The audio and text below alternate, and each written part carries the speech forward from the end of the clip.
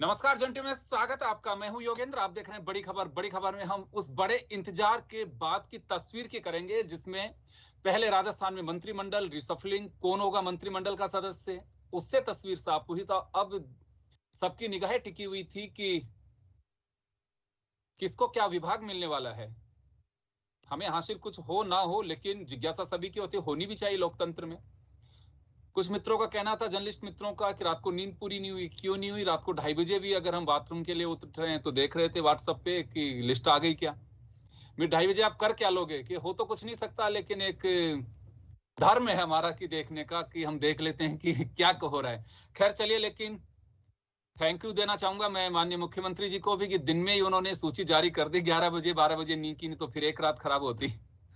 आदत के तो इस मुद्दे विपरीत। पर चलिए चर्चा करने के लिए हमारे साथ वरिष्ठ पत्रकार ओम सैनी साहब हैं, महेश शर्मा साहब हैं और अर्चना शर्मा जी हैं। तीनों वरिष्ठ पत्रकार हैं और इस पूरी लिस्ट का ऑपरेशन करेंगे कि क्या स्थिति है। क्योंकि ऑपरेशन करना लाजमी क्यों होगा कि किसी भी सरकार के 5 साल के कार्यकाल में 3 साल आपके पहले के जो होते हैं, ये कहूं प्रभावित तो एक एक दिन होता है, लेकिन उनका इफेक्ट आने वाले 2 साल होते हैं, उनका ज्यादा होता है। सरकार की तस्वीर के साथ ही तकदीर, ये कह रहा हूं तकदीर, वो भी उस 2 साल में तय होती है कि आगे होगा क्या। 1998 से भैरव सिंह जी जो सिलसिला छोड़ गए, वो मिथक टूटेगा क्या होगा, ये आपके 2 साल पे तय होगा। और उसमें एक्सरसाइज करने के लिए जो प्लेटफॉर्म आपके डिपार्टमेंट्स का और मंत्रियों को मिला है, उसमें महत्वपूर्ण उनकी भूमिका होगी। कौन कैसे निभा पाएगा, नहीं निभा पाएगा, कितना एक्सपीरियंस है, क्या एनर्जेटिक काम कर पाएंगे, नहीं कर पाएंगे, मुख्यमंत्री जैसे सोच रखते हैं वो पूरा हो पाएगा कि नहीं हो पाएगा।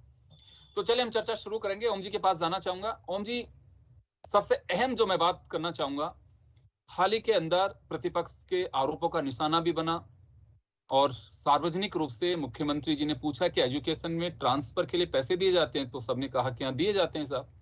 यह जिम्मेदारी बीडी कल्ला को दी गई है, जो 9 साल शिक्षा मंत्री रह चुके हैं। पहले 40 साल पहले उन्हें डिप्टी मिनिस्टर के रूप में संस्कृत शिक्षा दी गई थी शिवचरण माथुर साहब के पास में। ऑल एजुकेशन, कॉलेज, टेक्निकल सारी थी उनके पास में। तो लंबा एक क्रम उनका चला है।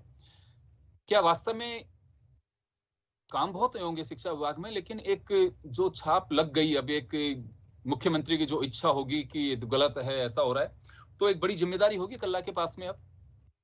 निश्चित रूप से कला जी का अपना अनुभव है, वो तो निश्चित रूप से काम करेगा। लेकिन ये तय है कि जब तक आप ट्रांसफर नीति नहीं बनाएंगे, जब तक आप ट्रांसफर पोस्टिंग की नीति नहीं बनाएंगे, स्थानांतरण कैसे होने चाहिए और ऑनलाइन ही उनकी अगर व्यवस्था हो जाए तो सब कुछ उसका नतीजे बहुत बेहतर हो सकते हैं। लेकिन ऐसा होता नहीं है। हर जिस इलाके में जो भी लोग होते हैं, जो भी विधायक होते हैं, सांसद होते हैं, वो चाहते हैं कि उनके पास में जो लोग आए उनका वैसे ही काम हो जाए। ये बड़ा संकट वाला काम है। डोटासरा जी के लिए भी संकट वाला था, बीडी कल्ला साहब के लिए भी संकट वाला है। इनमें सबको राजी नहीं किया जा सकता। हर आदमी चाहता है कि उसे उस इलाके में लगा दिया जाए जहाँ का वो रहने वाला है, या जहाँ का वो। आपको ख्याल होगा कि हमारे जो दिवंगत भंवरलाल जी शर्मा जब मंत्री थे तो उन्होंने क्या कहा था कि तुम्हें नाड़े से बांध दें क्या। आपने सुना होगा ये भंवरलाल मेघवाल साहब। हाँ, मेघवाल साहब ने। तो उसके वो इसीलिए कहा कि इतने तंग हो जाते हैं इन ट्रांसफरों के सिलसिले से। तो वो सिलसिला तो बनेगा नहीं। लेकिन निश्चित रूप से जो कुछ पाठ्यक्रम है और पाठ्यक्रमों में जो बदलाव का सिलसिला हुआ है उनको देखा जाना चाहिए, और उनको जो अब सामयिक बनाने का सिलसिला होना चाहिए, जिसपे काफी विवाद होते रहे हैं, वो काफी कुछ मेरा ख्याल है कि कल्ला साहब बेहतर तरीके से कर पाएंगे, क्योंकि उनका रुझान है और इसी में वो खुद भी टीचर रहे हैं, पढ़ाते रहे हैं, बीकानेर के कॉलेज में पढ़ाते रहे एक जमाने में। ये सारा काम आएगा कि आप पढ़ाते रहे हैं, आपको हायर एजुकेशन और नीचे के एजुकेशन का पता है। कल ये एक मुझे लगता है कि बहुत ठीक किया। उनके पास वो जल्द आए और ये सारा दे रखा था, संकट था उनके लिए, मेरा सा ख्याल है। अब जी बिल्कुल। महेश जी, आपके पास आना चाहूंगा। नारी सशक्तिकरण की बात की गई है, हालांकि ये भी कहा जा रहा है कि प्रियंका गांधी के जो मकसद है कि 40% महिलाओं को आगे लेकर के आएंगी, लेकिन वो इसमें दिखाई नहीं दे रहा है। 4 महिलाएं जो हैं वो मंत्री बनाई गई हैं, 3 ही महिलाएं मंत्री रहेंगी।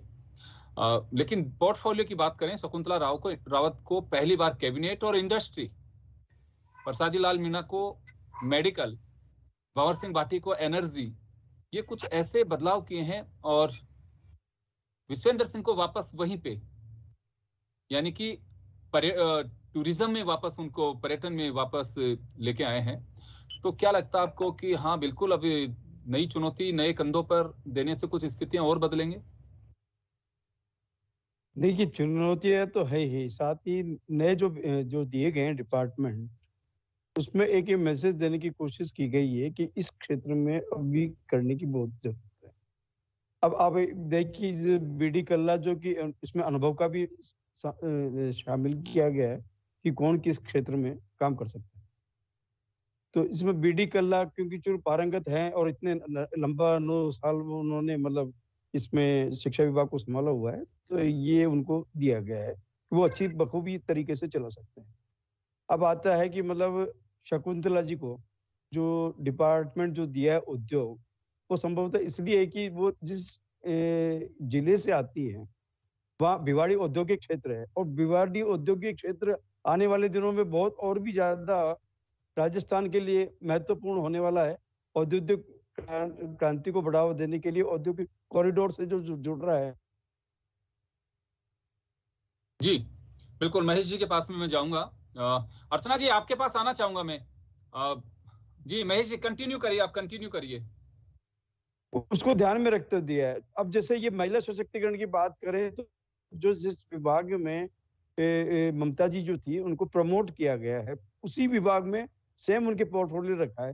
तो इसका मतलब है ममता जी का जो प्रमोशन हुआ है वो ये इंडिकेट कर रहा है कि वो अपने विभाग में अच्छा काम कर रही थी, लिहाजा उसने उन्हीं विभाग में उनको प्रमोट कर दिया। तो एक ये मैसेज है।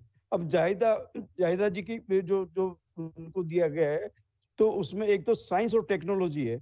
आज की एक बहुत बड़ी एक साइंस और टेक्नोलॉजी आज के जीवन के लिए बहुत महत्वपूर्ण है। तो ये विभाग भी उनको उनकी योग्यता को ध्यान में रखते हुए दिया गया। इसके अलावा उनको सिर्फ ये नहीं दिया, बल्कि शिक्षा के क्षेत्र में भी उनको बीडी कल्ला के असिस्टेंट के रूप में उनको ये जिम्मेदारी भी सौंपी गई है कि वो उनको मतलब मदद करेंगे इस मामले में। प्राइमरी और एजुकेशन सिस्टम, प्राइमरी और मेडिकल ये जो सेकेंडरी एजुकेशन के अंदर काफी वो मददगार सिद्ध होंगी, क्योंकि वो पढ़े लिखे, जिसे आपने देखा होगा कि सारे मंत्रिमंडल में से सिर्फ एक वो मंत्री ऐसी थी जिन्होंने इंग्लिश में पकड़ बताई है। तो आज जो सरकार इंग्लिश मीडियम के स्कूल्स खोलने के लिए जो दे रही है, तो उसमें वो उनका एक योगदान इस मामले में भी दिया जा सकता है। तो ये इस बात को ध्यान में रखते हुए प्रसादी मीणा जी क्योंकि उद्योग मंत्रालय को संभाल चुके थे पहले, और इससे पहले वो सहकारिता विभाग, कई विभागों को उन्होंने संभाल रहा है। तो एक ये जो मेडिकल विभाग और ये शिक्षा विभाग, इन दो विभागों को जो दायित्व सौंपा गया है वो ऐसे व्यक्तियों को दियो जो अनुभवी हैं।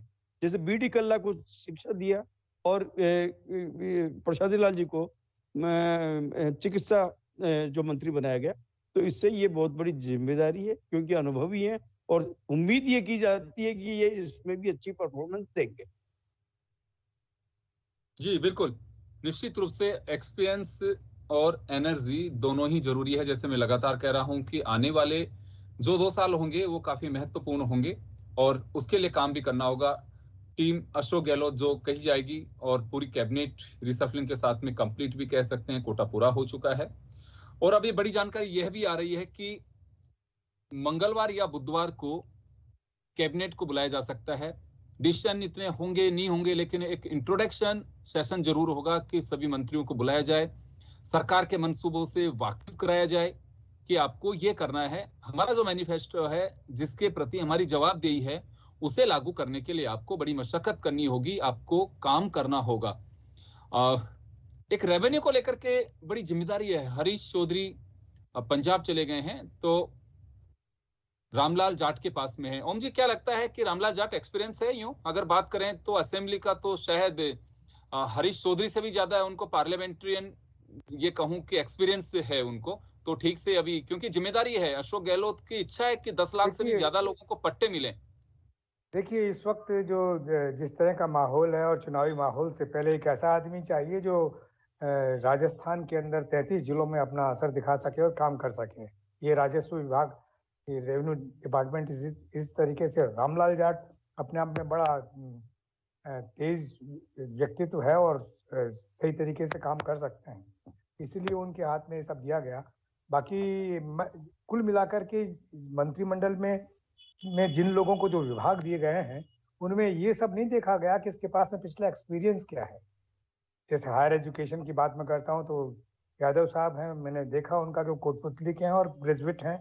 पहले भाटी साहब थे, वो बीकानेर के हैं, हायर सेकेंडरी पास थे, लेकिन उनको दिया गया। कि मैं समझता हूँ कि ये सारे डिस्ट्रीब्यूशन ऐसे होने चाहिए थे जिसमें एक्सपीरियंस वाले लोग हों। जैसे शांति धारीवाल हैं, उनका समझ में आता है कि वो परफेक्शन है उनका उस काम के अंदर, तो उनको वो विभाग दिया जाना चाहे, ठीक है। इसी तरीके से प्रताप सिंह खाचरियावास से परिवहन लेकर के ब्रजेंद्र ओला को देने का मतलब समझ में नहीं आया।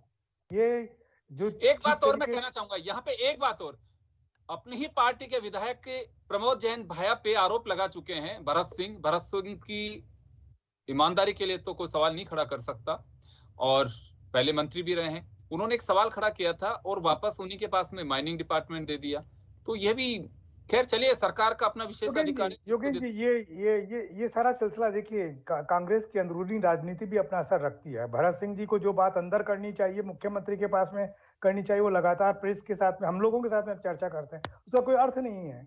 अर्थ तो तभी है कि जब आप वहाँ बैठे हैं, वहाँ आप लड़िए ना, उनसे कहिए ना। वो आप कहने के बजाय आप उसको पब्लिक बनाते हैं। तो पब्लिक बनाने का नतीजा ये होता है कि भारतीय जनता पार्टी ले लेके उड़ती है उसको, क्या हो रहा है। ये भरत सिंह जी की आदत समझ में नहीं आई। भरत सिंह जी अगर इंडिपेंडेंट होते कि निर्दलीय हैं वो तो कुछ भी कह सकते हैं, लेकिन भरत सिंह जी एक अनुशासन के साथ में बंध है कांग्रेस पार्टी के, उसको तोड़ करके वो बोलते हैं और खुल के बोलते हैं। तो ये तो अनुकरणीय तो नहीं कहा जा सकता किसी भी अनुशासित पार्टी के बीच में। मेरा ख्याल है भारतीय जनता पार्टी में तो बिल्कुल ही नहीं किया जाता ना।